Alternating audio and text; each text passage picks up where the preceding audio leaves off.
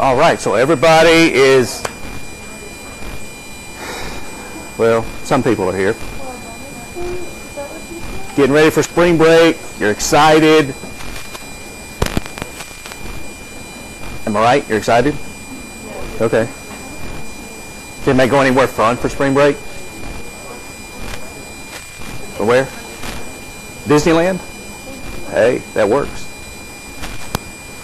Yeah, that's a lot more fun than I'm going to have. My spring break will probably consist of working here and working in the yard. And maybe camping for a night or two, maybe, if I get lucky. So that's what your spring break's like when you get old. All right, today, let's go ahead and just get this knocked out, chapter 8, finish this up. You voted on Tuesday to have your second test, which covers chapter 5 and chapter 8, be Thursday after spring break. Am I right? Voted on that? Okay. And that's when you chose. Which really surprised me. I thought you might push it back some, but you chose to have it then, so that's fine. So what will happen is the Tuesday when you come back from spring break and you're still a little bit fuzzy, we'll review chapter 5 and chapter 8, make sure everybody's good with that, and then your test will be on Thursday, and then from there on out, we're going to be hitting parts of different chapters. So we'll jump back to chapter 6, bond valuation. We will then jump to chapter 7, stock valuation. We'll jump ahead to chapter 9, and we'll just kind of keep doing parts of chapters until we run out of time. And whenever we run out of time, we'll stop, and that's what your final exam will cover. Okay. So, are there any questions to this point? When are you going to focus? Is there going to be one for the test? There should be one already there. Oh, sorry. I think. Yeah, there should be. Now, it's going to be called. It actually has a different name. I think it's called chapter 5 and chapter 8.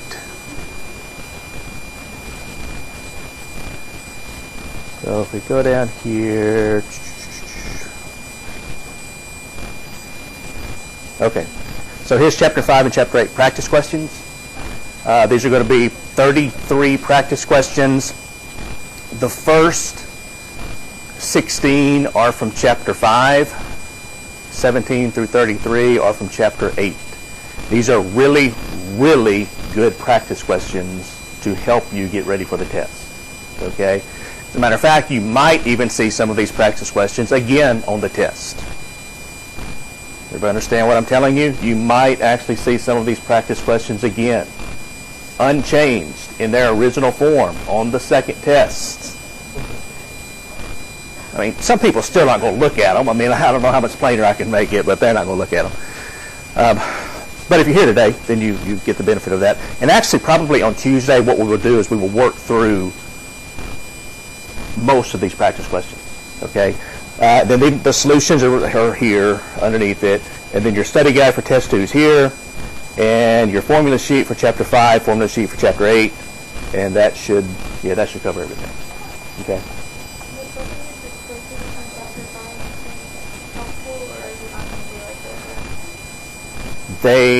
Some of the questions that you will see on the practice questions are some of the questions from the quizzes. Some of them are the exact questions. Okay? And then we may, I don't know, I'll have to look at this and see, we may have a third quiz covering parts of chapter 8, but we're not going to worry about that right now. That would be due after you come back before your test. Okay, so I'll take a look at that. Or I might assign it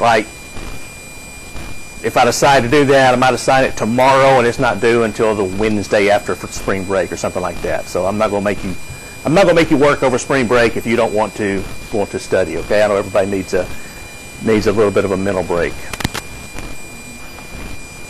Okay. So we left off here, I believe, talking about risk and return.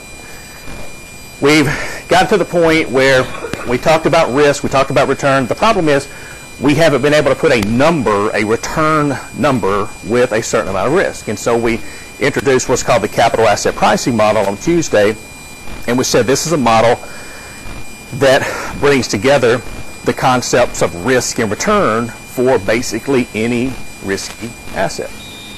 Now, keep in mind, this is a really theoretical model, and so it's not really difficult because you're given the numbers, you simply plug them in. This is your actual, we'll jump ahead really quickly.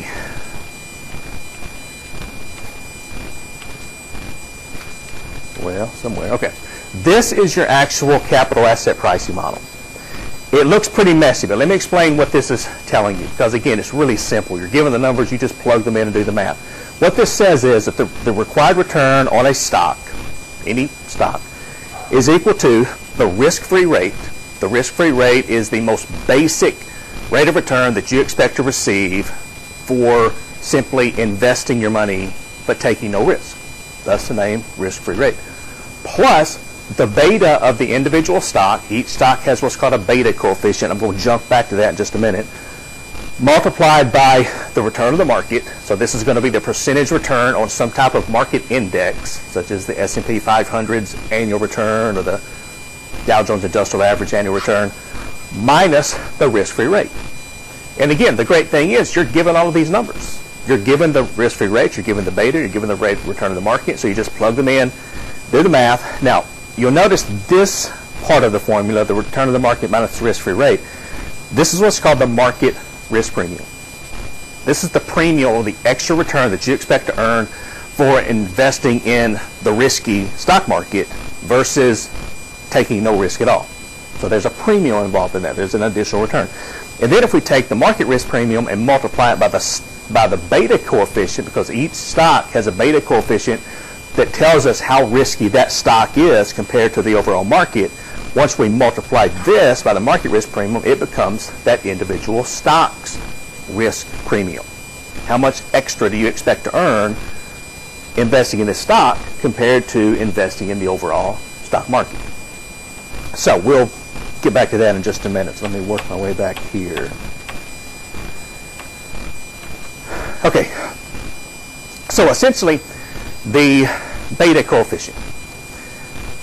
This is basically it tells us how much a stock moves in response to a movement in the stock market. So if the stock market increases in value, how much does this stock increase in value? Or if the stock market goes down in value, how much does this stock go down in value? So the beta coefficient is simply a measure of movement, or it's simply a measure of risk, because remember, the first definition from this chapter was risk is the variance associated with an asset's returns. So what we expect to earn and how much does it vary from what we expect to what we actually earn. So that's what the beta coefficient is telling us. And if we, a couple of things that you need to know. First of all, the beta coefficient for the market is always 1.0. So and that will probably be a question on the second test. Okay, what's the market's beta coefficient? So it's always 1. And the way this is calculated, it's not really too technical. It's simply, if you have and this is the last bullet point here, we do a simple regression. So what we have, if you think about an Excel spreadsheet, you think about a column. In one column, we have each day's return for the stock market. So we'll pick something like the S&P 500. So each day, we'll have the closing amount. We'll have the percentage change each day. So was it up or was it down? And we'll do that for, typically betas are measured for 2 years, 3 years, or 5 years. So let's say we do it for 2 years. So we got a big column, lots of rows, 2 years worth of stock market daily returns. And then we're going to have a stocks return. For example, Apple. And we'll have Apple Computers daily returns in a second column. So column A is the market returns each day. Column B is the stocks returns each day. And we'll do a simple regression. And you've done that in your statistics classes. It takes all of 10 seconds to do that. We regress one variable on the other, and it's going to tell us how much does Apple's stock change compared to a change in the market. Does it go up more than the market when the market increases? Does it go down more than the market? Does it go up less? You know, whatever. So we'll look at some numbers in just a minute to hopefully explain this. And so this is the definition. Measures the degree of movement of a stock's return in percentage to a market return. Each stock has one of these. And the way it works is, for example, the market beta is 1. So if we've got a stock, let's say stock X has a beta of 1.4, and the market increases by 10%. So the market goes up by 10% over the last year, let's say. then we expect stock X's increase in return to be 1.4 its beta times 10%, which is a positive 14% increase. And since it changed more than the market, we can say that stock X is riskier than the average stock in the market. Because when the market's up, stock X is up more than the market. But if the market's down by 10%, stock X's value is going to be down by 1.4 times 10% or a negative 14%. So it cuts both ways.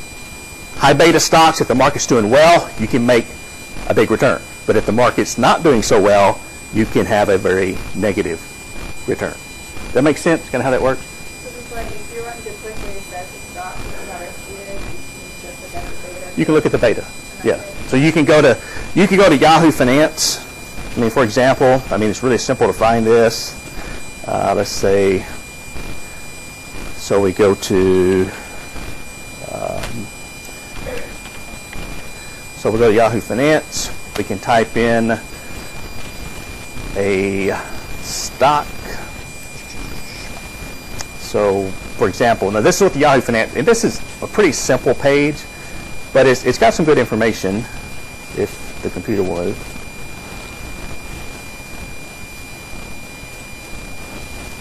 All right. So, for example, if we want to look up,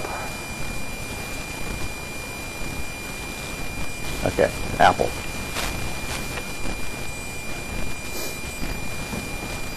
Okay, so here's Apple Incorporated. Their stock is currently selling for $106.12 per share. Now, there's a lot of information here, and you'll notice here is the beta for Apple. Beta currently has a beta of 1.35, which means it's 1.35 times as risky as the average stock in the market. Now, keep in mind, the beta coefficient is a historical measure. So this is based on what's happened over the last 2, 3, 4, 5 years. It doesn't necessarily mean that the same thing's going to happen going forward next year or the next 5 years. So it's just based on historical information. We don't really know if it's going to keep occurring. But it changes.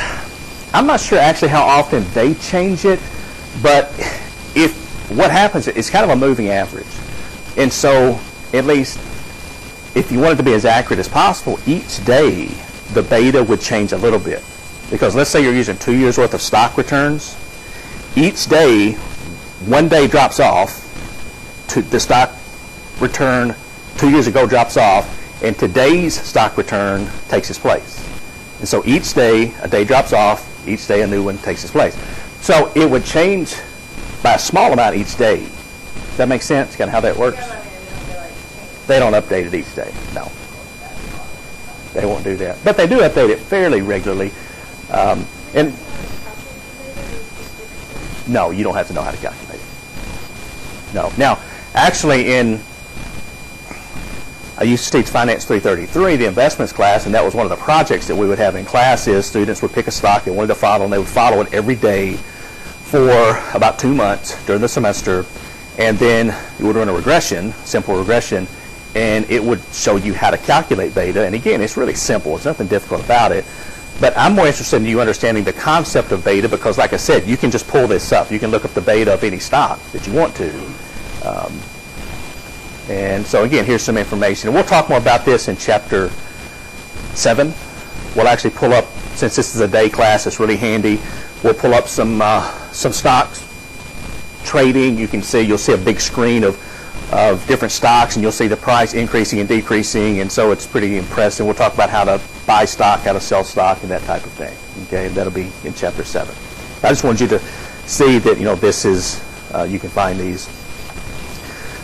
We can look at, I'm wondering let's look at this one. If you look at Tesla Motor Company, so it's kind of unusual. It's got a pretty low beta. Beta's less than 1. And you would think something like Tesla, which its stock has moved quite a bit over the last 3 or 4 years, you would think it might have a pretty high beta, but compared to the movement of the market, and that's what we're comparing it to, it really hasn't changed that much. And let's see, what is it?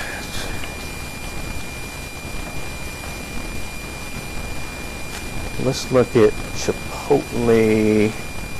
It's been having some trouble, but probably, okay, you can see the beta is really low.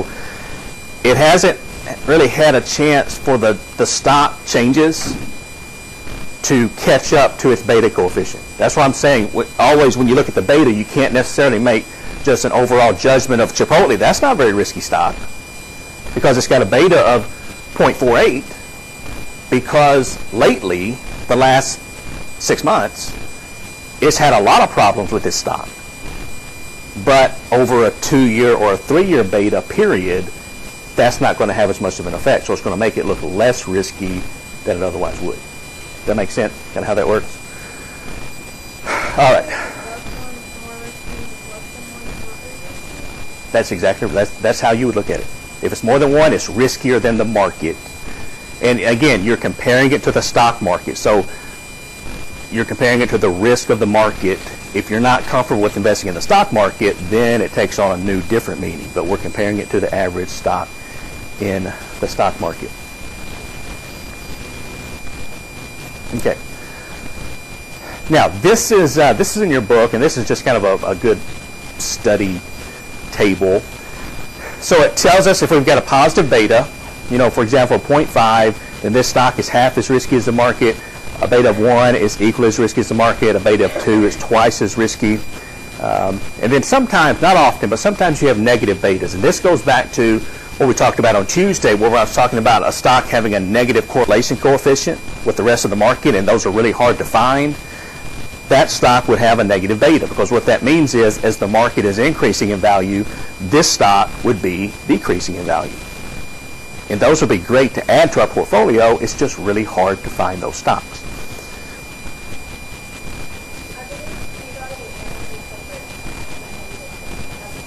They do? Okay. See, that's pretty rare. Now, actually, if I'm not mistaken, isn't Peabody hurting pretty much financially right now? They're kind of on the edge of bankruptcy.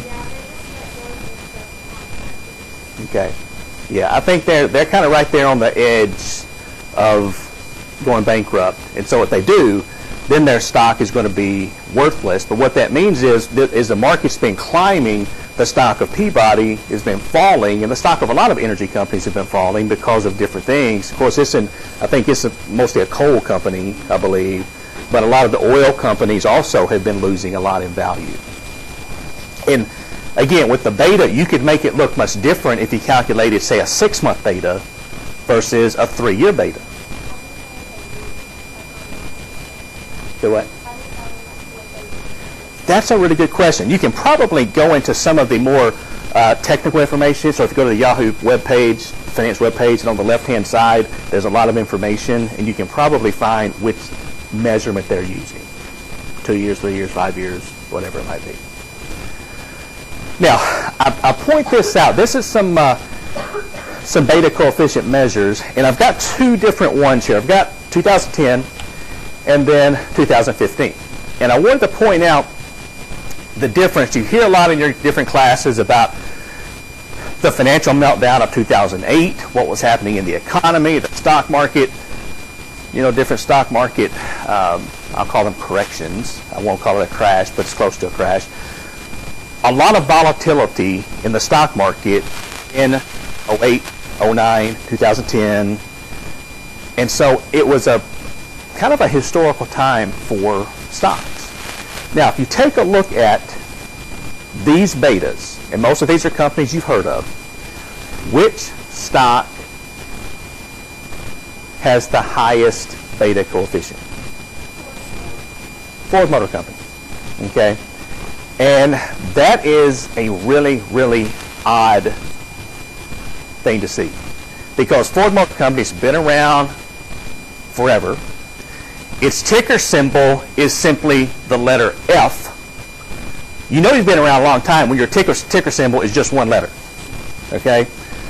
And normally, historically, typically the way the company goes and the way the country goes, the way the economy goes is how Ford Motor Company goes. So if the economy is doing well, the market's up, Ford Motor Company's up. The market's down, Ford Motor Company's down. But if you remember, in 2007, 2008, 2009, we were having really high gas prices. Everybody was sort of jumping on the electric vehicle bandwagon. It was, we were bailing out General Motors. Ford didn't take a bailout, although they were close to bankruptcy. And so it was a really precarious time for traditional American car makers. Everybody was predicting, nobody's going to keep buying these big trucks that use all of this gasoline. Gas is going to be $7 a gallon by 2016. Well, that hasn't happened. And so you'll notice Ford has a really high beta. Also, Bank of America. Banks traditionally are very safe investments. Bank of America has a beta of 2.58. That's strange. You won't see that at any other time. And if you look at companies like, for example, Walmart's got a really low beta because Walmart's business, what this tells me about Walmart is its business doesn't really change much, whether we're in a recession or whether we're in an economy. People are still going to go to Walmart and shop.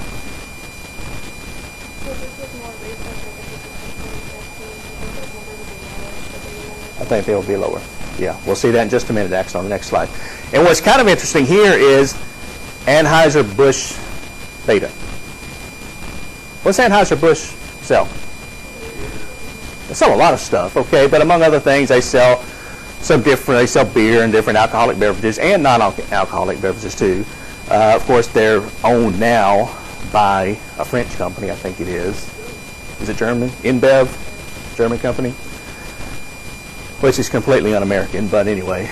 But if you take a look at this, what this tells me is if the economy's doing great, everybody's working, everybody's happy, people are going to buy Anheuser-Busch products.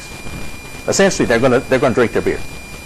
If the economy's doing terrible, we're in a recession, you're out of work, you're looking for a job, you're depressed, you're still going to buy and drink Anheuser-Busch products. I mean, that's what it's saying. I'm not making it up. That's what the numbers are telling me here. And again, you can look at some of the other ones here too. Typically gas companies are pretty safe. Now, if we go to the next one, you can see Bank of America 5 years later, its beta has gone from 2.58 to 0.85. That's more rational. That's typically what you would see. Anheuser-Busch is still right there at the same beta as the market, 1.04. Not much movement. Let's see. ExxonMobil, 0.88. Walmart, beta's gone up a little bit, but still it's right up there. It's still less than the market. And Ford Motor Company, you'll notice its beta has come back to about what I said earlier, kind of how the market moves is how Ford Motor Company moves. And so its beta is right at 0.97. The beta of the market's 1, and so it's kind of gone back to where it should be. But again, if you take a look at 2010, you can go your lifetime. You're not going to see probably these betas for these companies again. There's just a really, really strange time in the market. Now, one thing that typically happens when it comes to investing is utility companies, and by that I mean electric companies, water companies, gas companies. Utilities don't tend to move very much because there's not normally an excessive difference in your use of electricity or water or gas, whether the economy is doing well or the economy is doing poorly. So you can see, for example, this energy company has a beta of 0.58. What that means is if the market's up by 10%, Sempra Energy should be up by 0.58 of 10% or just 5.8%. So it doesn't move as much up when the market's up, but also it doesn't move as much down when the market's down. But they tend to be very safe, conservative stocks. And again, the reason for this is we're not going to change the way we use electricity. Let's say the economy's doing great. Let's say yesterday I got a 15% pay raise. I didn't, but let's say I did. Okay? And so today I'm up, I'm going to work, I've got a big pay raise yesterday. I'm leaving my house and I'm turning off the lights. And then all of a sudden I'm thinking, you know what? I'm making a lot more money today than I was yesterday. I think I'm just going to leave the lights on today. Do we think that way? Am I going to say, okay, I can afford a higher electric bill, I'm going to leave my lights on simply because I got a pay raise? No, I'm going to turn my lights off just like I normally do when I leave the house. Am I going to, if I'm a water company, am I going to take 5 showers per day compared to what I would normally take per day because I'm making more money? No. At least I hope I don't. Okay. If you're mentally healthy, you're probably not going to do that. So, again, utilities, kind of boring, but typically really safe investments because people need their energy, they need their water, they need their natural gas, whatever, no matter what's happening in the economy. So is this beta coefficient thing, is that making some sense in terms of the number and kind of what it tells us? Don't worry about the calculation, just what it's telling you. All right, and if we want to calculate the beta of a portfolio, so a group of stocks, again, it's just a weighted average. So it's nothing difficult. We talked about this on Tuesday.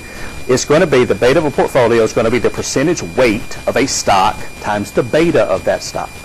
And you're just going to do that for as many stocks as you have in your portfolio. So we're going to do the math, add them together, and that's going to be the portfolio beta. And so you can see this on the next slide. For example, we've got 2 portfolios. This is portfolio V. It has 5 stocks in it. And this is the beta for each stock. So stock 1 has a beta of 1.65. It makes up 10% of the portfolio. And we just go down the list. And so what you do is you simply take the proportion or the weight, 0.1 times the beta, 1.65, and you just multiply them, add them together, and it's going to give you your portfolio beta. And if it's higher than 1, that means your portfolio is expected to move more than the market.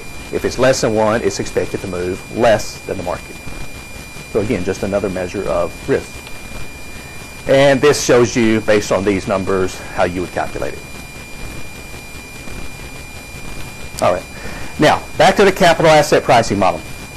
I said this is the model. You simply plug the numbers in. So based on this, if we take a look at this example, we've got Benjamin Corporation. It wants to determine the required return on a particular asset or a particular stock. The beta is 1.5. The risk-free rate of return is 7%. The return on the market is 11%. So we've got everything we need. We just plug this information in. The beta, the risk-free rate, and the return on the market. And this is the formula that we saw here. Okay? So this says the required return on stock Z is equal to the 7% risk-free rate plus the beta of the stock, 1.5, multiplied by the return of the market, 11, minus the risk-free rate of 7%. So if we do the math here, we will take 11. Now again, it's important to do this in the right order.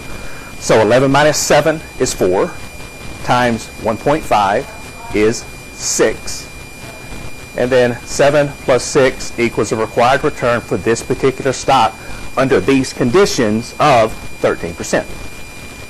So what this is telling us is if we invest in this stock based on these conditions, we should earn a positive 13% return. So we're putting a number with a risk level. Up to this point, as I said, we haven't been able to do that. Now, does this mean we're going to earn exactly 13% on this investment? No. Remember, it's a risky investment. And keep in mind, if these variables are off just a little bit, it's going to make a big difference in a required return. But as I said, this is a good starting point. It's a good theoretical starting point for understanding the risk and return concept. Now, based on the capital asset pricing model, and again, you'll see 2 or 3 of these on your test, and there's some practice problems at the back of the chapter, and also in your practice problems on Canvas, there's some capital asset pricing model problems. If we want to graph the capital asset pricing model, and I'm not going to make you do this on the test, but I want you to understand what's called the security market line, which is simply a graph of the CAPM.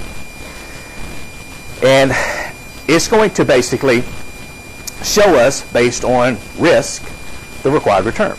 So if we take a look at the security market line, a graph of the CAPM, it's going to look something, now based on these numbers, our original example, it's going to look something like this.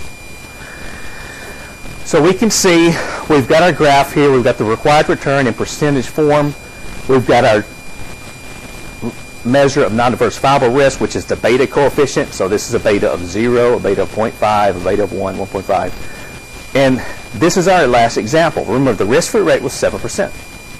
So this is our starting point, our origin. And when we calculated the required return, we found that the required return on this stock at a beta of 1.5 was 13%.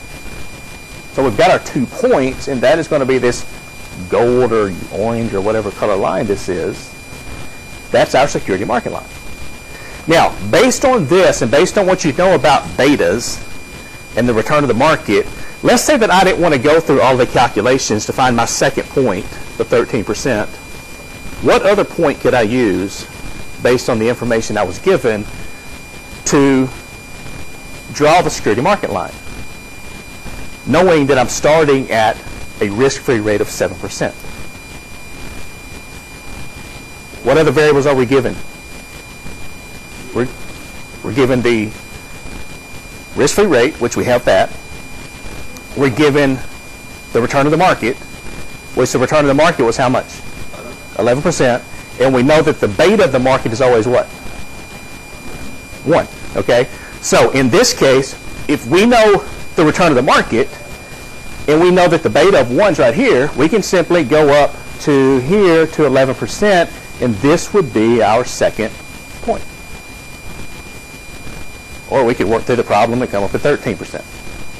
But again, this is simply a graph of the capital asset pricing model. Now, the reason that this is important to us is because this line can change.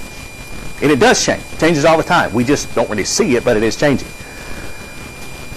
And the 2 things that can cause it to change, one is a change in expected inflation. The other is a change in the degree of risk aversion. The first one listed here, a change in expected inflation.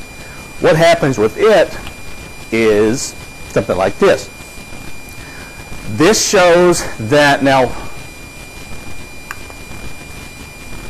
where are we here? Okay. Actually, I probably colored these lines wrong. The green line is the original security market line that we looked at earlier. Okay? So the risk-free rate is 7%. Notice the required return at a beta of 1.5 is 13. So that's where we started. Now, let's say that we expect inflation to increase by 3 percentage points or 300 basis points. And inflation is simply prices going up. As investors, if we think prices are going to go up, we build this into our expected return. Because if we don't, and we expect to earn, for example, 13%, but prices go up by 3%, we're actually only earning 10%. So we build this into our expected required return. And so what happens is we see a parallel shift up. When we start requiring 300 basis points more, we have a parallel shift up of the security market line from here to here. So the risk-free rate goes from 7% up by 3 percentage points to 10%.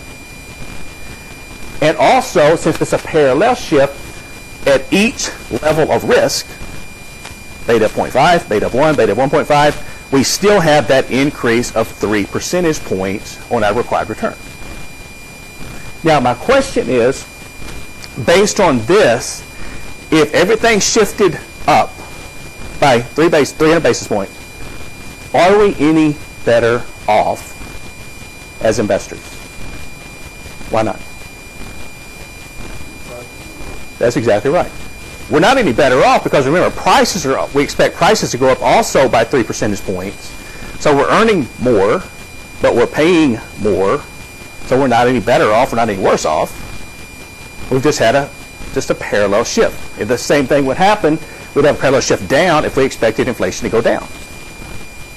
Really no different.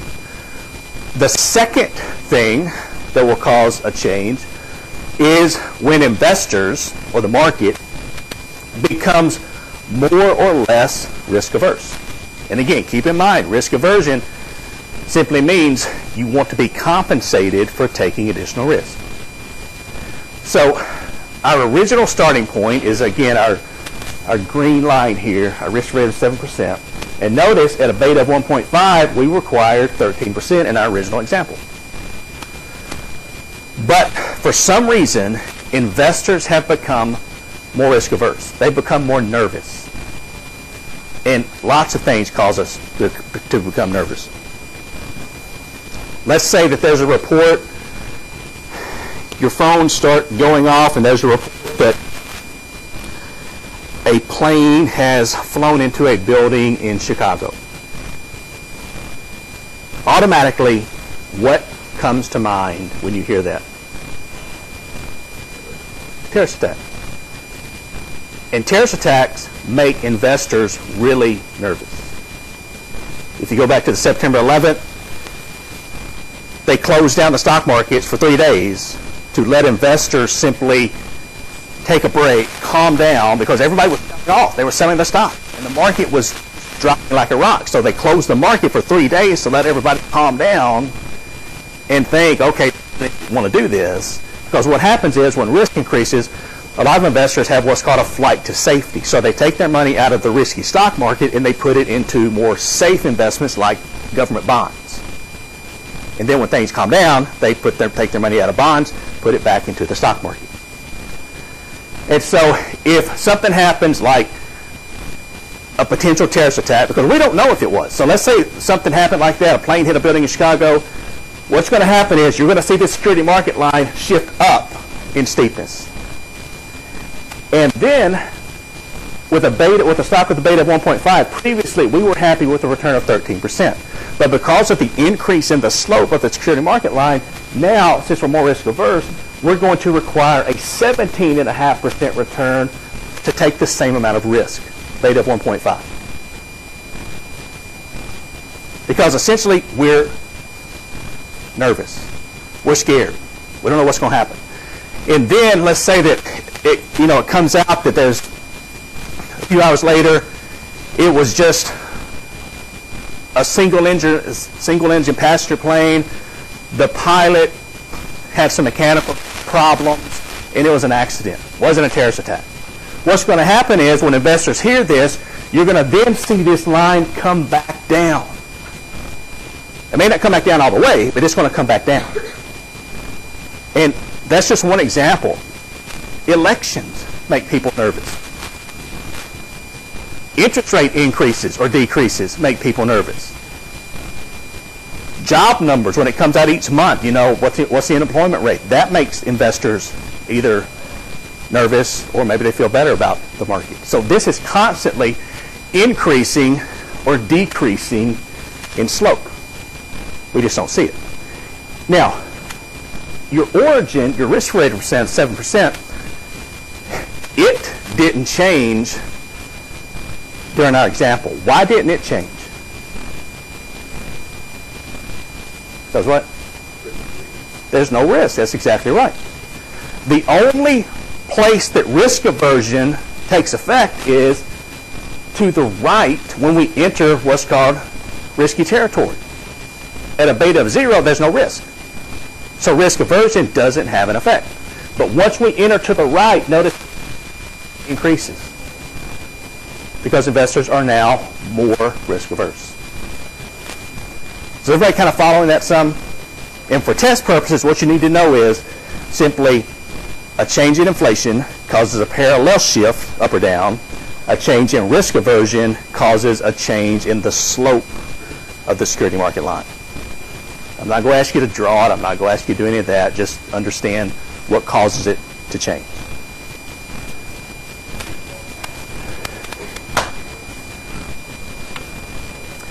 And then this is basically saying it's a CAPM, right or wrong. We've talked about this a little bit already. To summarize this, it's not necessarily right or wrong. It's just a really simple starting place, and it doesn't always reflect real life conditions. I mean, that's basically what it is. And finally, are there any questions about Chapter 8 before I send you on your way to spring break? Not so much a question about why it shifts with the inflation, but if you say we're not better off than we were beforehand, why even shift? If we're after the inflation rate, we're still going to have the same amount of money left. Why even? Well, the reason is investors have to include that anticipated increase in inflation in their rate of return, or they will actually be worse off. Because as an investor, if you don't require, in our example, 3 percentage points more on your investment, and prices go up by 3%, you're actually worse off. Oh, okay. You So- still got to spend that money. Yeah, so that's why it's going to be shifting either up or sometimes down, but mostly it's up. Okay. Okay. All right, good question. Other questions? The more risk, I think that means the higher return that you get. Yes, the higher the anticipated risk, the higher the return we expect to receive. We're going to receive it, but we expect to receive.